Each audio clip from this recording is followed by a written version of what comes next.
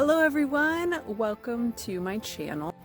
I want to let you guys know that this is my first ever YouTube video, so if you're watching, thank you for hanging in there. Today I'm just foraging in my backyard. I don't have to go very far, although in the future we're going to take some hikes around the Puget Sound and find some cool stuff.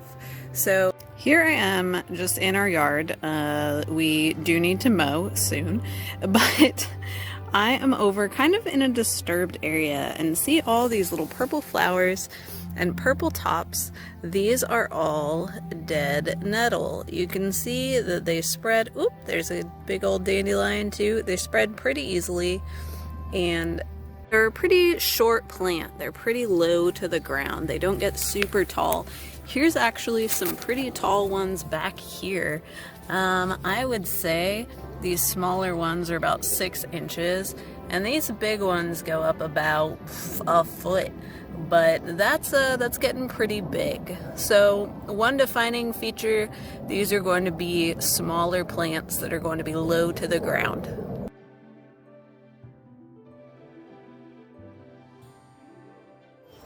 Let's move on to edibility and those magical medicinal properties.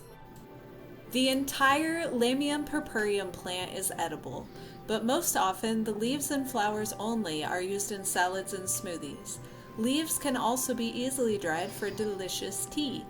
This plant provides vitamin C, iron, and fiber, and being a wild plant, its nutrients tend to be more dense than cultivated relatives.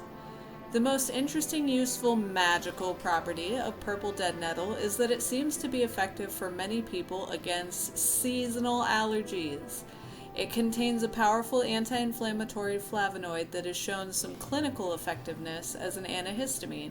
So, if you're a sufferer of seasonal allergies, a tea made from this plant might be helpful to you. I'll include a recipe for dead nettle tea at the end of this video.